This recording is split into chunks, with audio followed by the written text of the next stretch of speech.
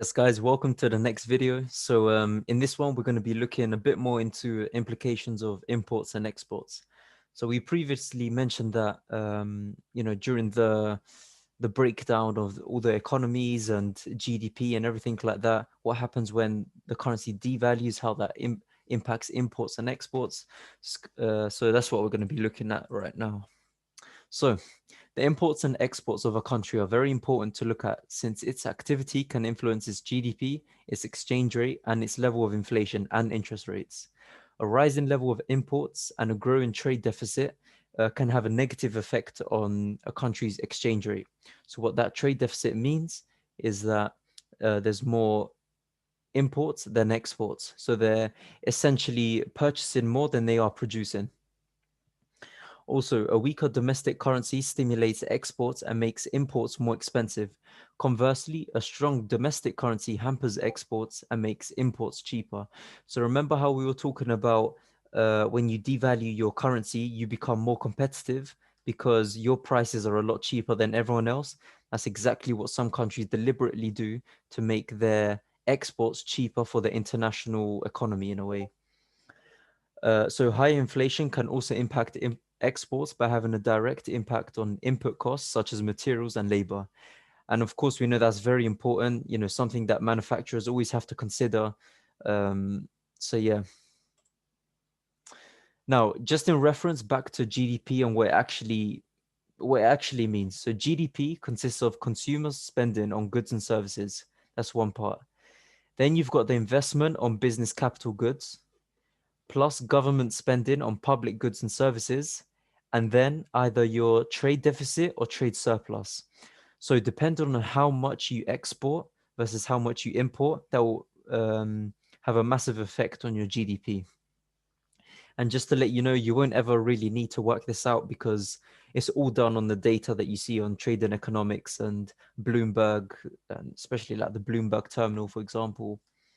But yeah, when it comes to a trade surplus, that means it's a positive thing. So more positive trade is going on in the country, which allows the economy to grow and prosper. So that means more exports than imports. Then a trade deficit, on the other hand, is more imports than exports. So the country is consuming more than it's producing. So what are the impacts of a trade surplus? So when there are more exports, it means that there is a high level of output from a country's factories and industrial facilities. So what does that mean for the country itself? You've got a greater number of people that are being employed. It stimulates consumer spending and it contributes to economic growth. So that's exactly what an economy wants. And here's just an explanation to how some countries compete in the market. So a stronger domestic currency can have an adverse effect on exports and the trade imbalance. Higher inflation can also impact exports by having a direct impact on input costs such as materials and labor, as explained before. These higher costs can have a substantial impact on the competitiveness of exports in the international trade environment. So what does this mean? So firstly, if a country has a stronger currency, it can be harder for it to be competitive in the global market as they can't drive prices down enough.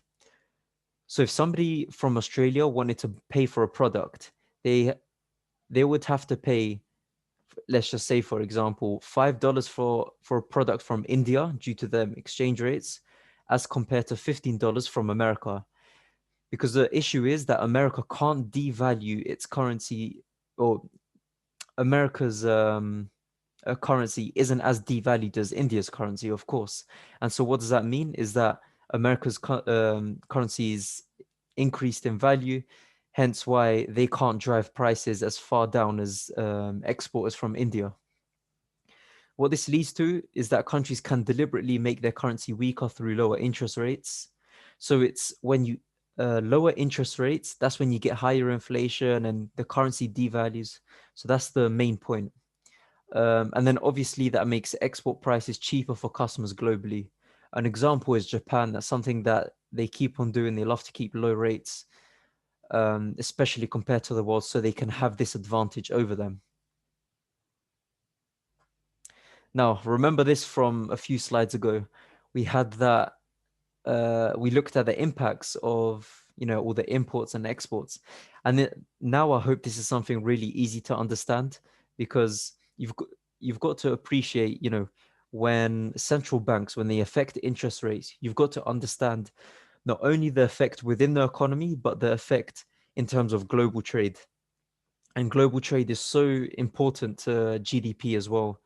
The amount of expenses that they have, whether they're in a trade surplus or a trade deficit, that's going to highly impact any GDP that the country produces in a way.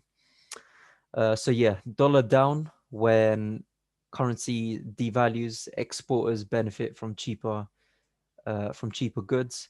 And then when the dollar is up, exporters are harmed because they're more expensive for foreign nations.